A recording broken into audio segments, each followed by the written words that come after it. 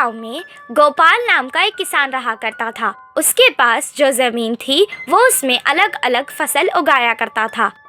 उसके पास एक बैल थी जिससे वो खेत में हल चलाता था और बैलगाड़ी में कभी कभी बांध देता था। बैल सारा दिन काम करके थक जाता था। कभी कभी उसे अपने मालिक पर बहुत गुस्सा आता था, पर कुछ नहीं कर सकता था। वो सोचता था कि एक दिन उसका भी समय बदलेगा।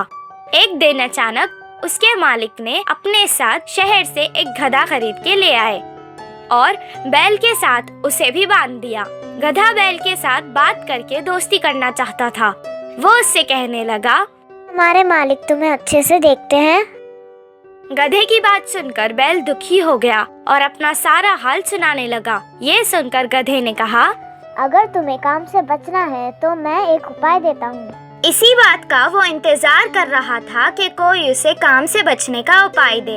तुम खाना पीना छोड़ दो और बीमार होने का नाटक करो। इससे मालिक तुम्हें कोई काम नहीं देंगे। गधे की सलाह सुनकर अगले दिन से वो बैल वैसे ही करने लगा। ना खा रहा था, ना पी रहा था, ना ही खड़ सकने का नाटक कर रहा था। उसे बीमार देखकर किसान उसे छोड़कर अकेला ही खेत चला गया। वो वैसे ही सारा दिन तक बीमार होने का नाटक कर रहा था। 8 दिन बाद किसान ने उस तंदुरुस्त गधे को बैल की जगह अपने साथ खेत ले गया। जो काम वो बैल से करवाता था वो अब गधे से करवाने लगा। सारा दिन मेहनत करने के बाद गधा रात को थक जाता था। बैल को आराम करते देख के वो कहने लगा, अయ్यो, मैंने उसकी मदद करके अपना ही नुकसान कर लिया। बचने के लिए कुछ उपाय सोचना पड़ेगा।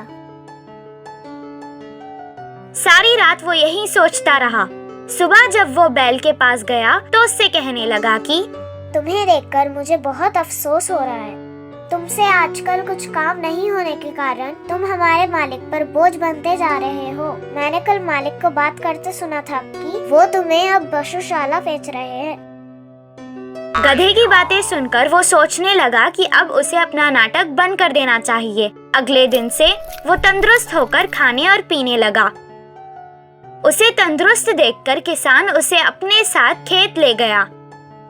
अब वो उससे ही सारे काम करवाने लगा। इससे गधे को आराम हो गया। इस कहानी से हमें ये शिक्षा मिलती है कि कभी-कभी किसी को सलाह देने से भी हमें परेशानी हो सकती है।